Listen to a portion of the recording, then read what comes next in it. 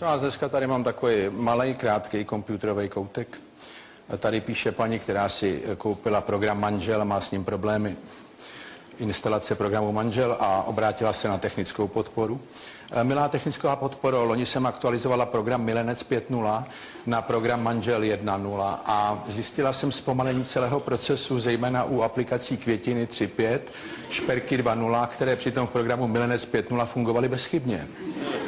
Navíc program Manžel 1.0 odinstaloval některé velmi důležité aplikace, jako třeba Romantika 9.5 nebo Osobní pozornosti 6.5 a sám si nainstaloval nežádoucí aplikace, jako je Fotbal 5.0 nebo Hokej 3.0.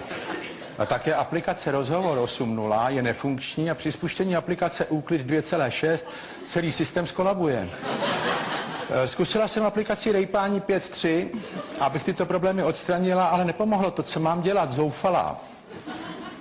Technická podpora odpovídá, vážená paní zoufalá, uvědomte si prosím, že program Milenec 5.0 patří do příslušenství hry, zatímco program Manžel 1.0 je operační systém.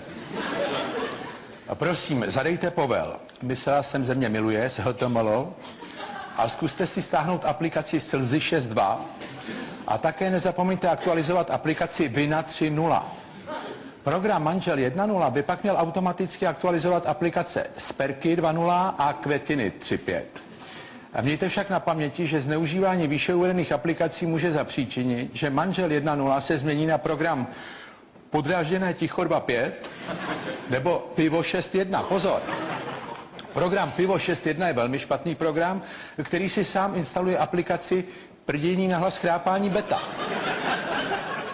V žádném případě neinstalujte program Tchýně 1.0, do vašeho systému by se dostal virus, který by postupně převzal nad celým systémem kontrolu. Také se nesnažte znovu nainstalovat program Milenec 5.0. Jde o nepodporovanou aplikaci a její instalace zhroutí celý program Manžel 1.0. Shrnutí. Manžel 1.0 je výborný program, má však limitovanou paměť a nenaučí se nové aplikace jednoduše. Možná, že byste měla zvážit zakoupení podpůrného softwaru na zvětšení paměti a výkonu. Doporučujeme programy Vaření 3.0 a Svůdné prádlo 7.7. Hodně štěstí, vaše technická podpora.